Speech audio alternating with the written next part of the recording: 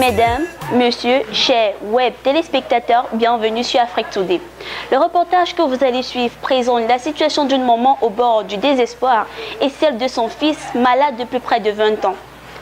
L'équipe d'Afrique Today s'est déplacée et a rencontré cette maman dans un quartier populaire de Douala. Je vous invite donc à suivre ce reportage avec Lewis Tondi. Nous sommes à Dakar, un quartier populaire de Douala, au lieu dit pharmacie du génie. Il est 11h lorsqu'on arrive au domicile de maman Diapa Yopa Victorine. À notre arrivée, elle venait juste de finir le bain de son fils. A priori, on pourrait croire qu'il s'agit d'un petit garçon de 3 ans, mais contre toute attente, il est plutôt question d'un jeune homme âgé de 29 ans que la maladie a rendu complètement incapable de prendre soin de lui-même. J'étais interné à la Pensiné avec lui. Bon, à un moment donné, on faisait les examens. Donc, à midi, je pars, on regarde comment le sang s'écoule sur lui.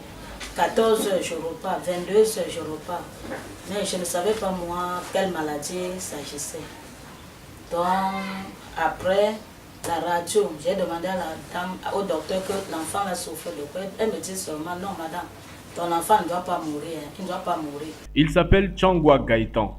Il souffre depuis plus de 20 ans d'une pathologie qui n'a toujours pas réussi à être véritablement identifiée malgré toutes les tentatives de dépistage.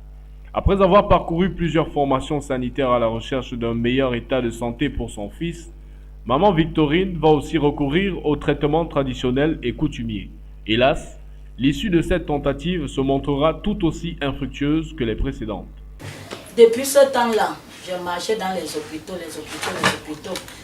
C'est Deo Gracia qui a essayé de voir la maladie de cet enfant.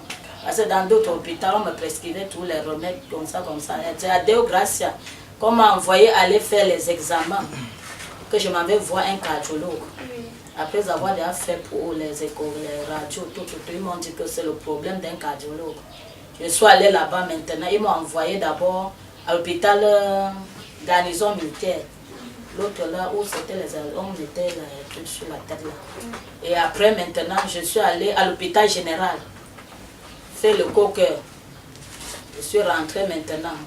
Elle m'a dit que bon, je vais suivre le traitement avec l'enfant, c'est là-bas à l'hôpital général. Au moment quand je partais, le docteur n'était plus aussi là.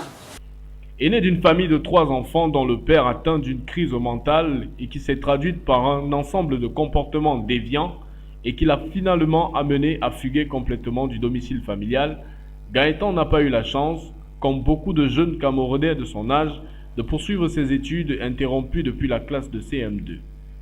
Complètement désemparée au bord du désespoir, maman Victorine dit avoir épuisé tous ses revenus financiers sur la santé de son Gaëtan. Un sacrifice qui a valu l'avenir de la Benjamine de la famille, obligée de se lancer dans la vie active trop tôt. Je souffre beaucoup. Je ne sors pas. Voilà, c'est sûr, même fréquenter rien. Il y a les moments que je ne parviens même pas à manger. Quand je le vois comme ça, là, c'est un enfant qui pouvait déjà aller chercher, rien que même pour lui. Là où je suis, là, quand je le vois, là, quand je suis, je le lave. Il chipote, je jette. Quand il reste comme ça, il ne fait que réfléchir. Après avoir approché un nombre incalculable de médecins, la maman de Gaëtan va finalement tomber sur un docteur qui l'introduira auprès d'un groupe d'autres médecins basés au nord-ouest du pays, précisément dans la ville de Bamenda, où il lui sera confié que l'état de son enfant nécessite une intervention chirurgicale. Ce diagnostic, considéré comme la première bonne nouvelle relative à la situation, est depuis lors retardé faute de moyens financiers, car en réalité, le coût de cette intervention chirurgicale est tout simplement impensable. Complètement déboussolée, maman Diapa implore l'aide des âmes de bonne volonté de l'aider à venir à bout de cette affreuse maladie qui invalide complètement son fils aîné. Je demande à tous les Camerounais de me regarder, de voir ma situation là où je suis avec cet enfant, de m'aider. Parce que je vois que si l'enfant c'était qu'il devait mourir, ce qui n'est plus. Donc il faut normalement qu'on le soigne. Donc je demande aux hommes de bonne volonté, vraiment, de m'aider avec cet enfant. De m'aider avec cet enfant. Ça ne va pas. Seul réconfort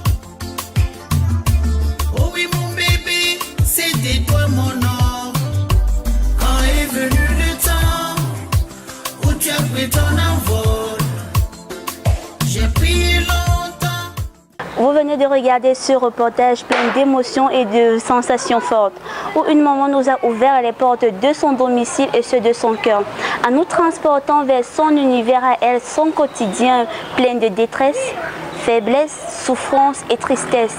Alors pour toute homme de bonne volonté, ne soyez surtout pas indifférent face aux images que vous venez de voir. Contactez-nous via les numéros qui s'affichent au bas de votre petit écran ou encore nos différentes plateformes. Le plus beau sentiment de quelqu'un, c'est d'avoir contribué au bonheur de quelqu'un d'autre. Retrouvons-nous la prochaine fois pour un autre reportage du cœur. D'ici à là, prenez soin de vous et à très bientôt.